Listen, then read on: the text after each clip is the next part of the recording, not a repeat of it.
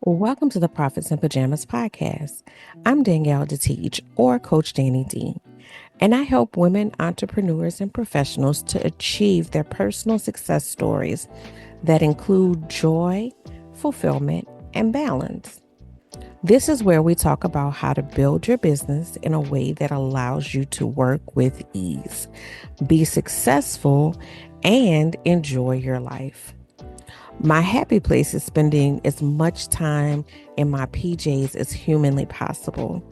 And I want to help other women find their happy space while running profitable businesses or having a successful career. So get comfortable and let's dig in. Hello and welcome to the Profits in Pajamas podcast. I am your host, Coach Danni D, always here helping you to redefine success beyond the grind, right? So, and that shows up in some different ways, but one big part of that is finding happiness, finding joy. So I have been in this book club, and I've been really enjoying this book club with Ty, one of our past guests, one of our contributing authors to the anthology and speaker at the summit. So I joined her book club and she's picked some really good books. And I just finished this book about I think it's called The Happiness Hour. I don't have it in front of me. I'm so sorry, y'all. But one of the things that the book talked about that I wanted to bring into this episode was understanding the why of your work and letting that why fuel your happiness, right? So the book, um, overview of the book, it talks a lot about how to make your hours happier, right? There's certain things that you got to do in life, there's certain things you choose to do in life, but regardless, how do we make these times happier? And one of the things that they identified in some of the research was that work tended to be one of those things, activities that people rated low on the happiness scale, work, their commute, all of those different types of things. And so, an example that was given, there was a woman who worked as a janitor. So she was a janitor, but she worked at a cancer treatment facility. And she ranked her work very high on her happiness scale because she knew that when she was cleaning, when she was, you know, making sure everything was perfect, it was helping people who were struggling with their journey, right? So she knew that she was creating an environment that was helping these patients that were going through some of the worst times of their lives. And that brought fulfillment. And the book talks about how fulfillment, can be found different places. And I'm a firm believer that your most fulfilling thing may not be your job, right? It may not be your business. It may be something totally different.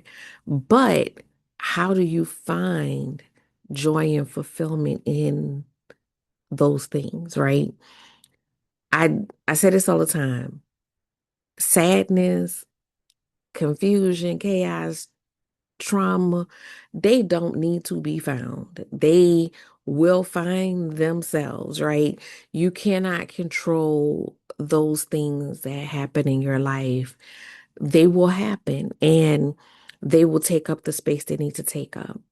But joy, fulfillment, purpose, those things we need to be very intentional about. We need to make sure that we are filling up space with those things. Another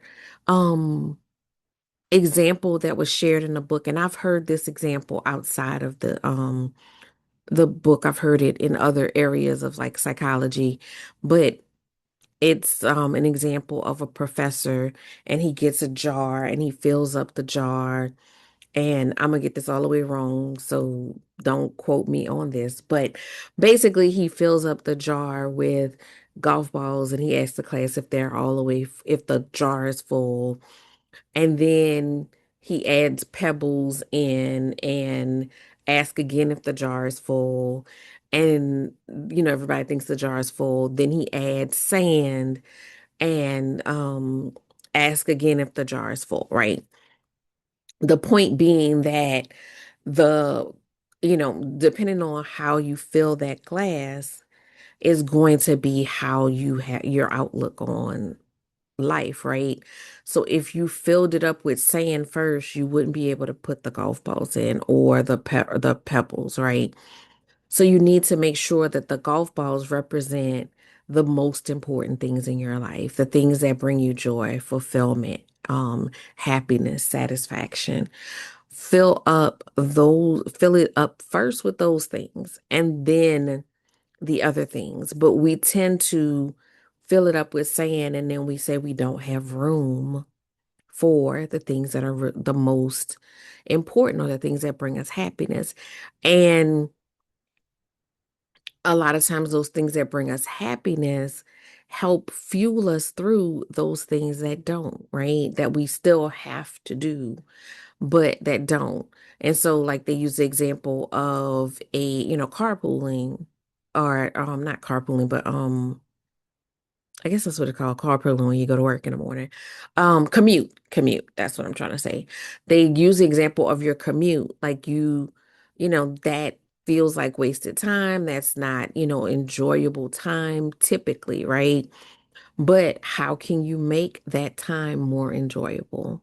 Like for me, I mean, I commute inside the house, but but when I do have to actually, drive and travel, like I do my coffee shop Tuesdays and stuff, then, can that time be spent having my private little concert in the car, listening to, my favorite music or catching up on a podcast? Like, how are you infusing moments of joy, moments of fulfillment, into your everyday life? How are you making it more enjoyable? And I want to remind you, it does not have to be huge. It does not have to be monumentous. It can be something very simple. Um, Sometimes I just enjoy going take my morning tea outside on the patio. And that's just enjoyable. Get a little outside, get a little, quiet time. And it's not a big thing. It doesn't cost me any money. It's just something that it's a little more enjoyable than sitting inside and having my tea, right? Or putting, using my fancy teacup as opposed to my normal mug, right? Just little things, those little things that bring you joy. And I want to, I always, encourage people to do the little things because those are the easy things. Those are the quick fixes that we can do to start focusing on joy. But I also want to think about what are the things that bring you fulfillment? What are those bigger things that bring you fulfillment? And how and where are they showing up? How and where are they showing up? I just had a great conversation and I asked that question, what is bringing you joy? And the response was, I'm trying to get the chaos under control first. That's a long-term project, and you don't have to wait until you get to the end of something to experience joy, right? You can experience joy right now and today. And once you start experiencing joy on a daily basis, you're going to want to keep experiencing it. So you're going to keep seeking it out and you're going to start making it more of a priority. And while I wholeheartedly know and believe that tackling chaos requires work and intentionality as well. Some of that will start to fall off when you start to add joy and fulfillment because it's going to be less room for that in your life when you start to focus on other things. But again, I'm not negating the fact that you need to be intentional about dismantling the chaos, right? Detoxing the calendar, dealing with the parts of you that are being attracted to some of those things. But I want you to find something, big or small, that brings you joy. And I want you to do it today. And I'm going to give you the same challenge that I gave my client. I want you to either inbox me, DM me. Um, I want you to send me a picture of you doing that thing that brings you joy because I want to hold you accountable to it. And I want you to start doing those little things, little by little, every single day. So that's what I got for you today. What's going on in the workflow world community? We wrapped up the summit. I have the incubator, the My Success Story incubator. So that is taking the summit to the next level. Even if you haven't attended the summit, you can join the incubator. I will be officially closing the doors for um, the spring cohort of the incubator on Monday. So if you're interested, get in there and get in there now so that you won't be behind. We did a soft launch this week, but really just getting acclimated with the program. So you still have time to join. So Monday will be the official start date. So if you are looking to start implementing all these things, to start dismantling some of that chaos so that you can get into your purpose work, get into things that are fulfilling to you, start living that life, that success story that you want to live, right? That's where you need to be. It is a 6-month cohort. Um, You'll have content that you can consume on your own. So I know how busy our schedules are. The content, 5 minute, 5 to 15 minute videos tops. And then we'll have group coaching sessions once a month and accountability sessions, as well as a private community to go through this experience together. So if you are ready to make that shift and start working towards the life you want, not the life that you think that you were dealt, then I need you to go ahead and get enrolled so you can get on this journey with us. May 2nd, I will be participating in a Mother's Day book event. So that is going to be an event that is being curated by Ty Salvant, and it's going to be an amazing event. Several different authors, all different books from different genres. A great opportunity ahead of Mother's Day for you to get some great gifts for your mom. Bring your mom out so she can experience the event. There will be book signings, so I will have all three of the books that you see behind me, as well as my success journal available. So there'll be book signings as well as a legacy journaling event, lunch, um, and then also a launch of her new magazine. I got a sneak preview of the magazine.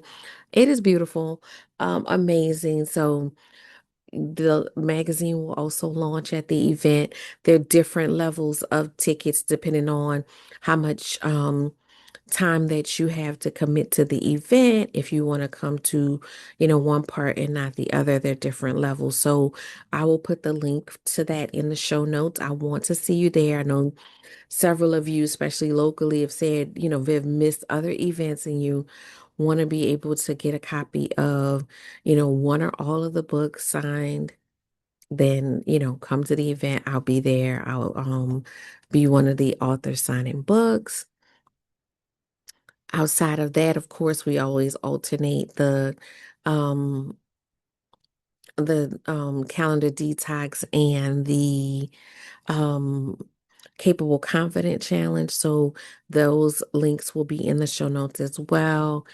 And the books are available on Amazon. If you're not local and you want to get a copy of the books, I think that that's all that I have going on in this moment.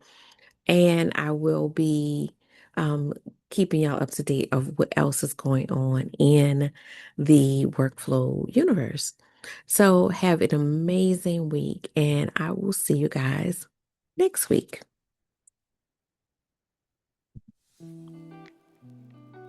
Thanks for listening to the Prophets in Pajamas podcast.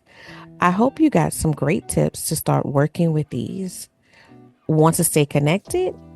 Follow me at Your Workflow on Instagram, Facebook, and TikTok. For more information about creating balance in your life, register for my upcoming calendar detox challenge at CoachDanniD.com.